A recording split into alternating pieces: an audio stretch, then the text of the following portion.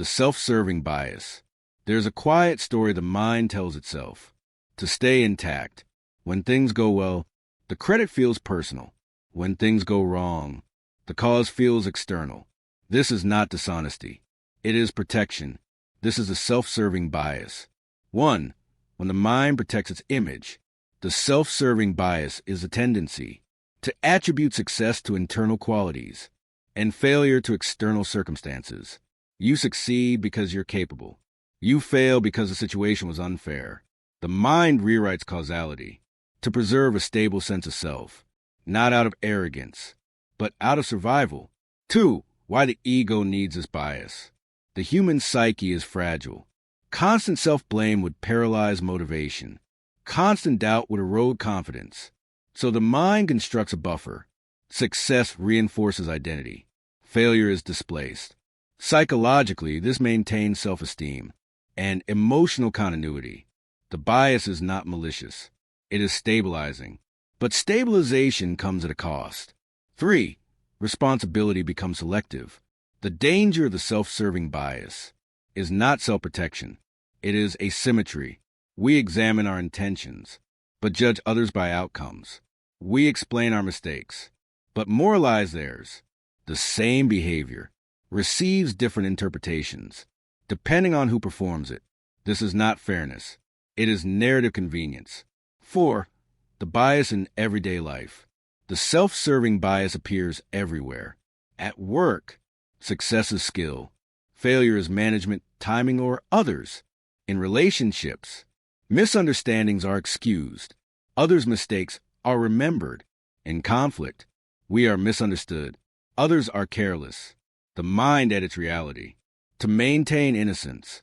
5. When bias becomes blindness. Over time, this bias hardens. Feedback is resisted. Growth slows. Patterns repeat. Because if failure is never internal, nothing needs to change. The bias shields the ego, but it also blocks learning. You cannot improve what you never examine. 6. Collective self-serving bias. This bias scales.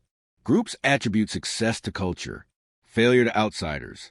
Institutions claim progress as merit, and collapse as circumstance.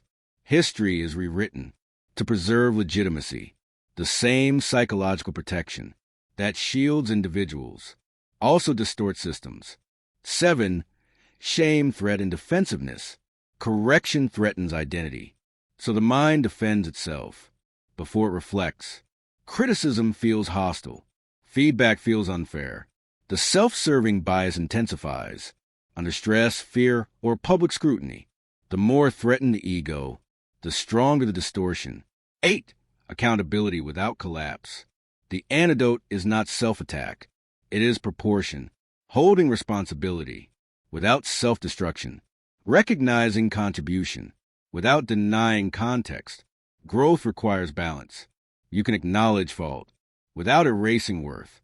9. Seeing yourself clearly.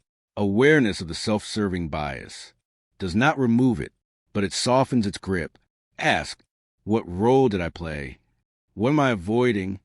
What would I think if someone else did this? Perspective restores agency. 10. Responsibility beyond the narrative. The self-serving bias reveals a quiet truth.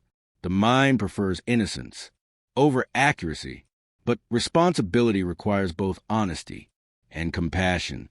This is Ethiax, where psychology meets responsibility, and responsibility begins when self-protection no longer replaces self-reflection.